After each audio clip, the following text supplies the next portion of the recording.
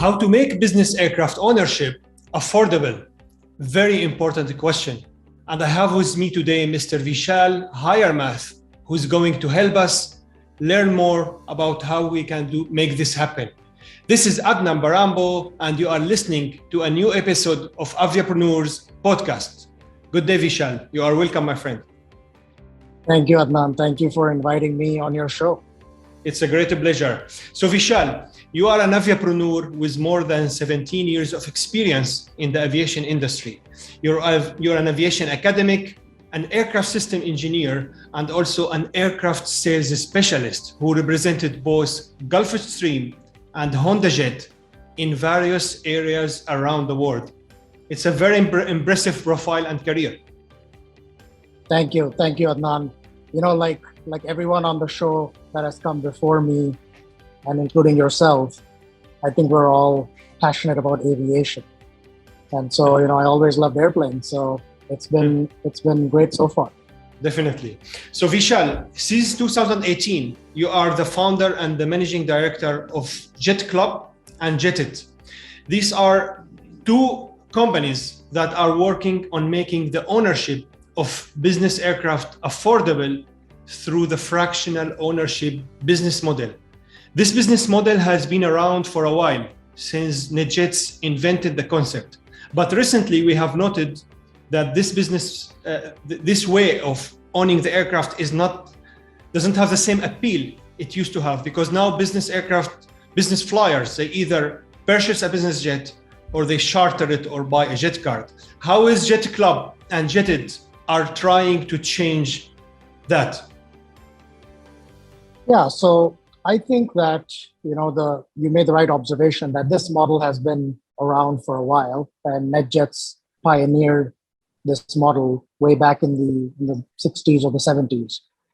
But what I discovered, and you know, with my co-founder, Glenn, who's now the CEO of JETIT, when we were both working at HondaJet, we used to get this question a lot, is the fixed costs of owning a jet are quite high.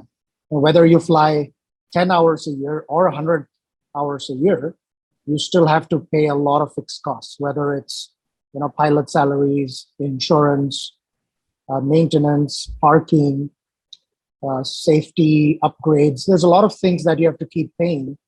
And so what we discovered when we were selling Honda jets, Glenn discovered this a lot in the US, and I got these questions a lot in international regions where I was working on building the dealer network for Honda.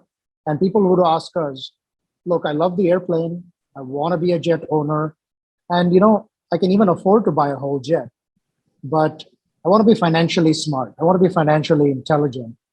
And I don't want to use the airplane, you know, for, let's say, more than a month out of the year. Why should I buy a whole airplane, waste my money? So can you find me partners, or can you help me with a solution? And that's how we started thinking about this model, because yes, there have been other companies doing fractional ownership, but they cater to a more of a larger price point in terms of, you know, your larger corporations or companies or ultra high net worth individuals. But we noticed a gap in the segment where it's small to medium-sized businesses or entrepreneurs that are more in the regional focus. And we noticed that there's not a whole lot of companies offering the solution. So in the beginning, we went ourselves to some of these companies and said, do you want to buy the Honda jets? Because we were selling that airplane at that time.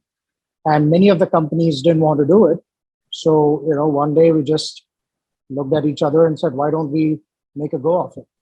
And so our unique proposition is that we are focused on this light jet space. We focus entrepreneurs that don't need to fly, you know, like 4 or 5 hours.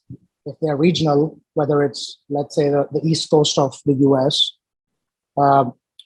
Europe, or as we expand into other regions, kind of the regional focus of 2 to 3 hours of flying, then our solution is actually the ideal solution because you don't need to fly on a Gulfstream G550 if you are 2 or 3 people flying for 2 or 3 hours. Absolutely. So you relied mainly on Honda Jet, which is the fastest and the most spacious and the most efficient in the light business aircraft category. And that's why you're currently the largest operator of Honda Jet aircraft around the world. I mean, currently in JETCLUB, you have 11 aircraft, and in JETIT, you have 1 airplane, or the vice versa, I guess. It's vice versa. So actually, now we are at JETIT, we have actually more than, I would say, in a few days, will be about 24 aircraft in JETIT. Yeah. So we've grown quite fast. So we are 24 airplanes in the US, and then we just started operations in Europe about 8 months ago when we got our AOC, which is the operational license to operate in Europe. And so we have our first plane, but we're hoping to add to the fleet here pretty shortly in Europe as well. So you're going to have 25 airplane. This means you are a true believer in this aircraft. Yes, we are. I mean, it was something that we have intimate knowledge and experience in because we were working with the manufacturer. But having said that, we're not exclusively going to focus on the Honda Jet. I mean, we want to look at other options as well. I mean, as you know, in JETIT, in the US, we're already operating the Gulfstream G150. And we have 3 aircraft, 3 G150s in the fleet now in the US. So we're not limited or tied to the Honda Jet. The Honda Jet does a great job, but there are some limitations, obviously, like range, payload type of issues. And so we are going to consider other aircraft types as well. Very interesting.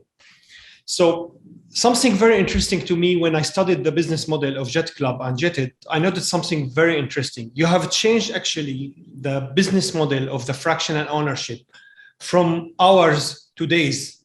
Can you clarify the reason? Yeah, it's what we saw is, we don't live our life in hours, right? We usually live our life in days. We want to go somewhere, have a meeting, come back to our families, to our loved ones on the same day.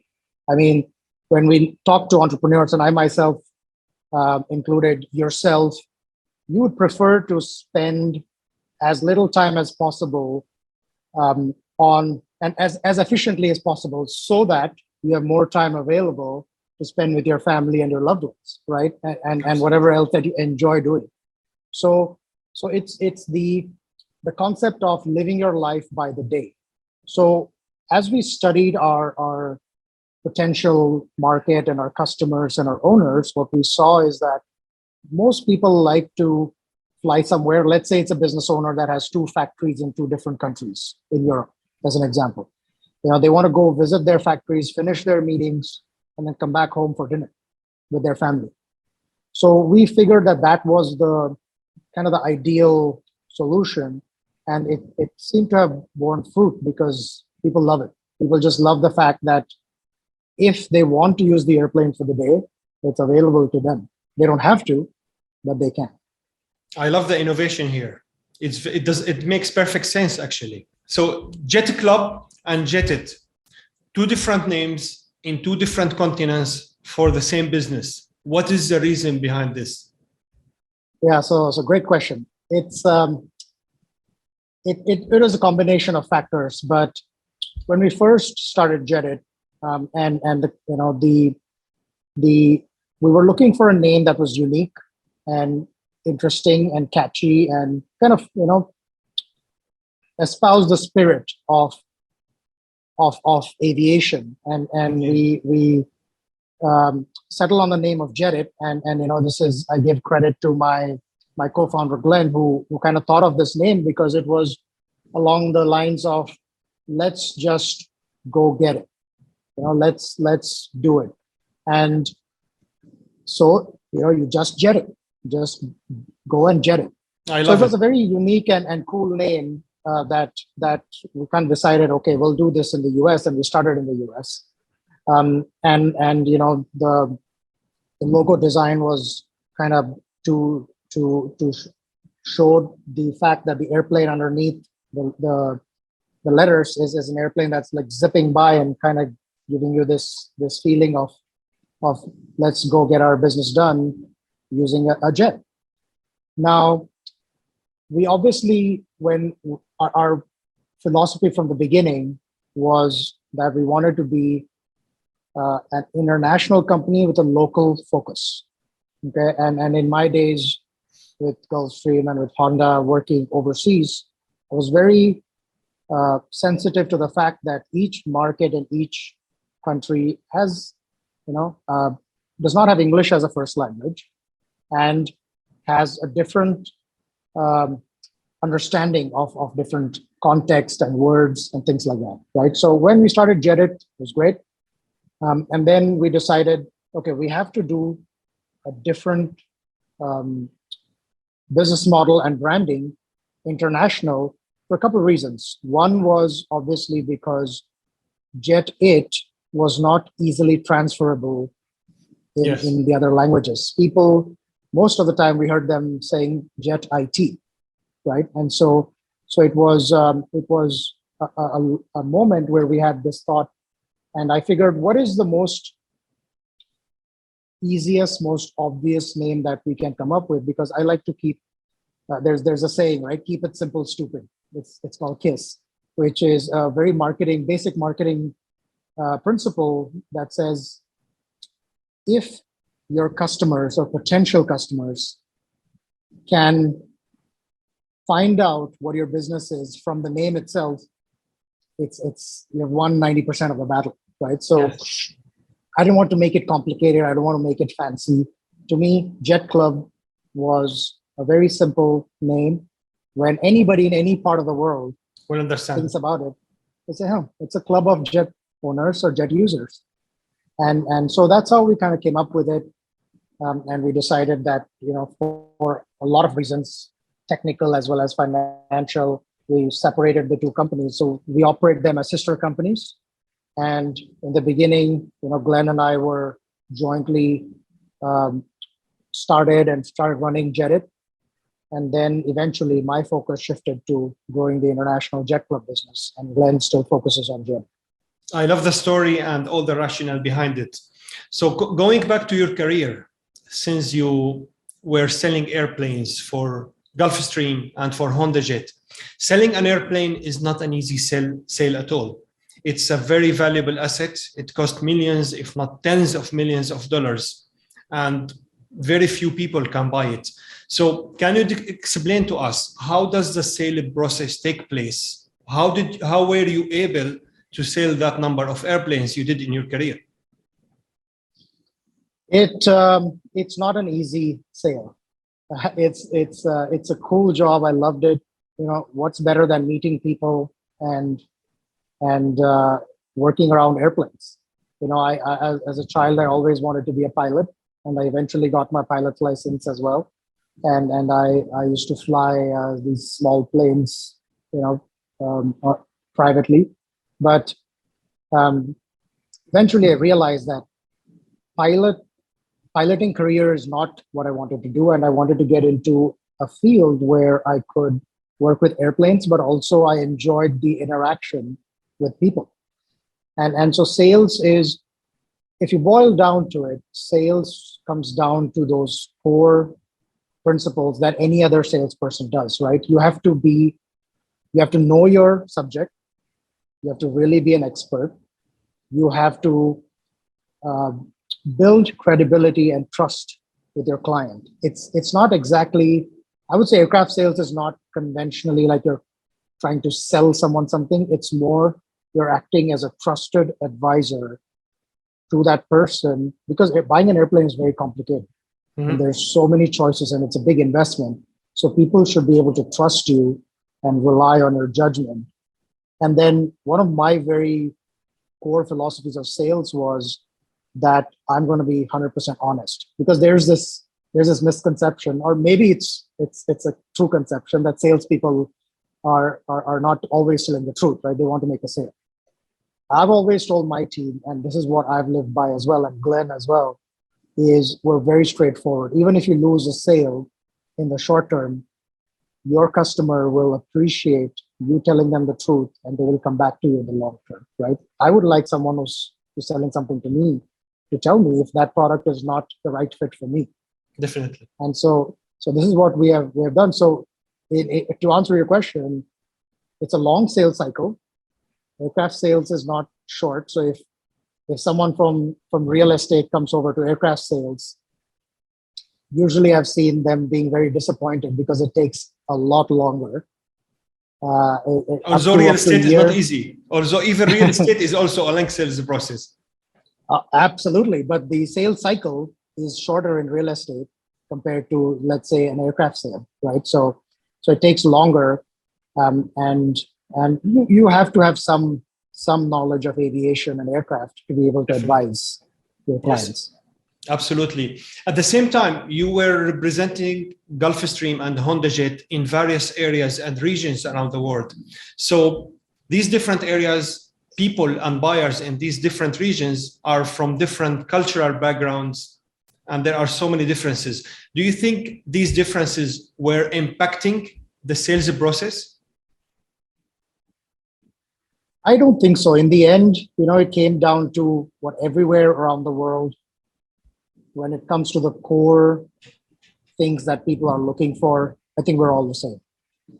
People are looking for good product, a good service, someone that will provide them with not only just the sale and walk away, but be there to guide them throughout the process and eventually even help them sell the product when they want to sell their airplane. So the only differences were, I guess, in terms of a little bit of the style of the sales process itself.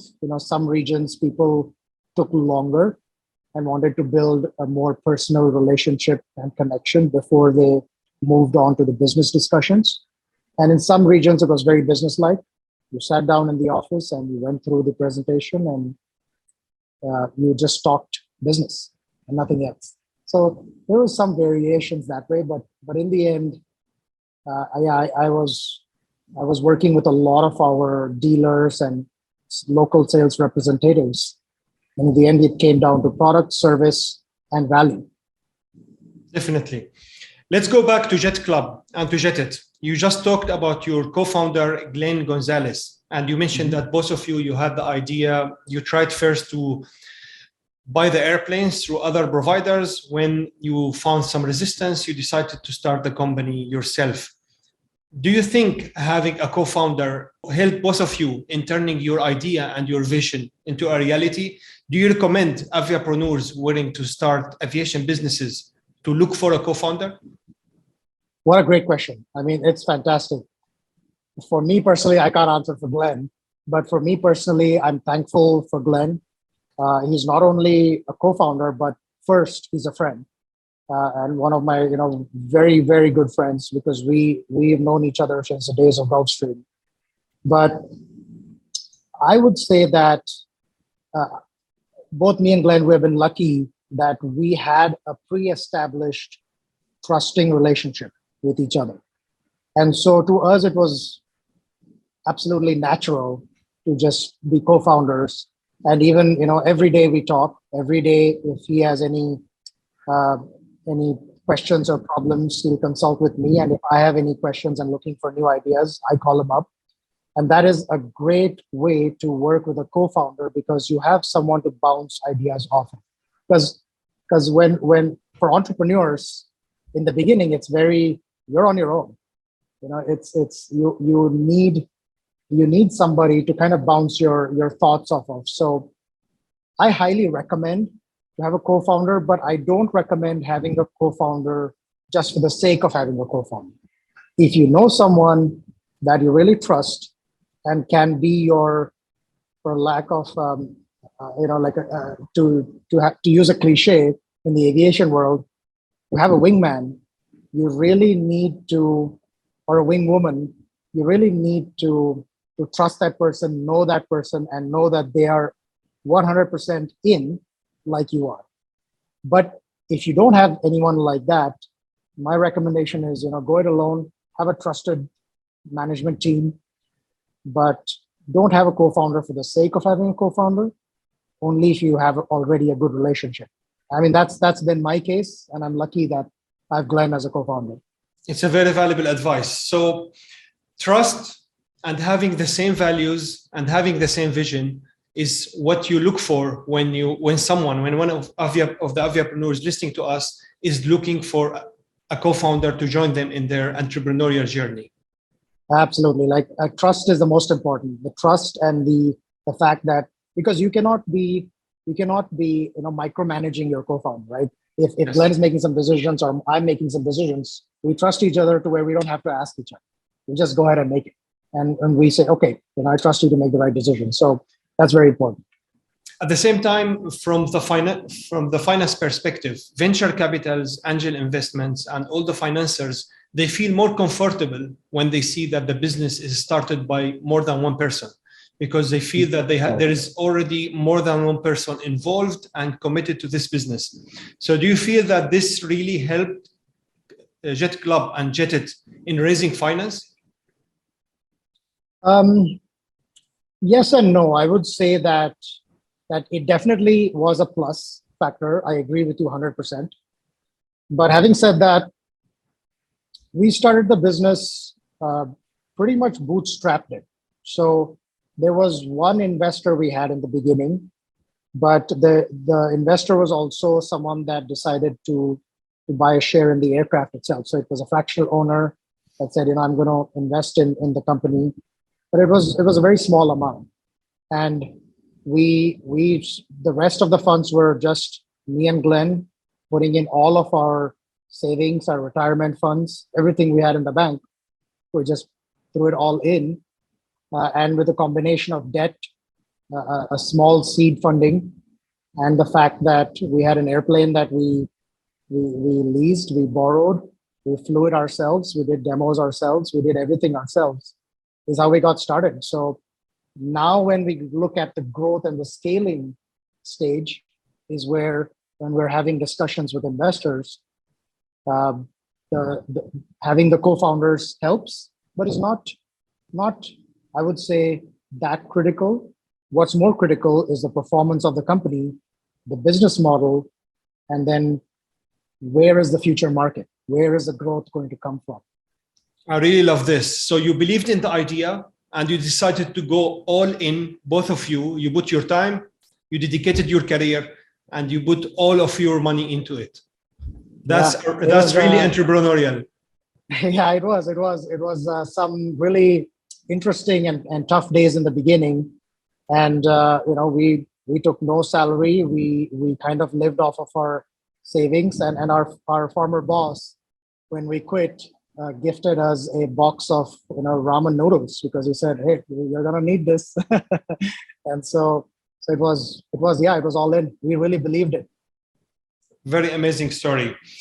I'm very happy, and it's very interesting to talk to you, Vishal. This is very valuable advice. I'm sure all the listeners are happy to what they hear, and definitely I appreciate your time and everything you contributed today. Before we finish, I normally finish each episode with a question to all the AVIAPRENEURS I meet. I want them to share with me and the listeners some advice, some recommendations they wish they knew when they started, some advice and lesson they wish someone else shared it with them so they can have their entrepreneurial journey in a better way. So what lesson or two or three you can share with the listeners who are having a dream and who want to move this dream from vision into a reality, into a successful, growing business? So what I would advise to all entrepreneurs that are really want to start a business is, don't start a business because you want to just start a business, right?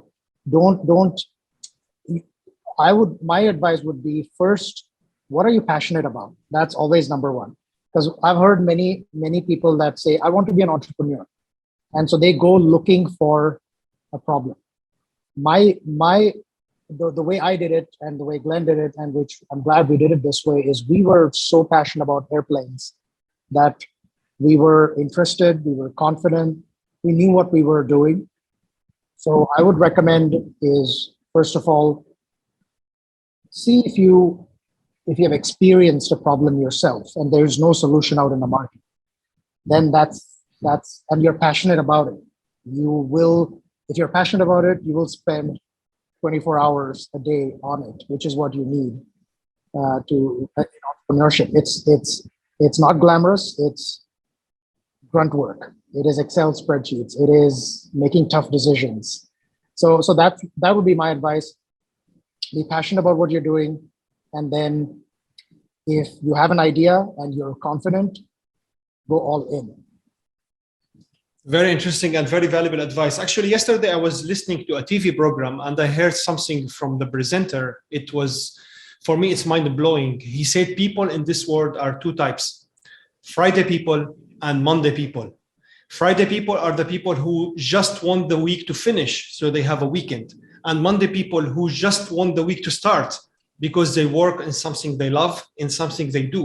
And these are the entrepreneurs and the aviapreneurs who want just to go into the week to start working. In reality, they don't have a weekend. They work all time, as you mentioned. Exactly. Entrepreneurs don't have a Friday, don't have a Monday, don't have a Sunday. Every day is a new day. So don't start a business for the sake of starting a business. Focus on what you love and see a problem that's worth solving in the area you're interested in, and then go and solve it. Once you have that idea, go all into it. A very valuable advice. I'm sure anybody who will follow it will have a great and successful business in the same way you have done for JETCLUB and JETIT. Thank you, Vishal. I really appreciate your time. I really appreciate everything you have given us today. Thank you, Adnan. Thank you for inviting me on your show, and all the best to you and all the entrepreneurs out there. Thank you, sir. Thank you very much. Pleasure listening to Vishal today. Thank you, fellow aviapreneurs, for joining us today. I'm sure you have enjoyed the episode as I did. I look forward to seeing you next week with another aviapreneur and another podcast. Have a great day.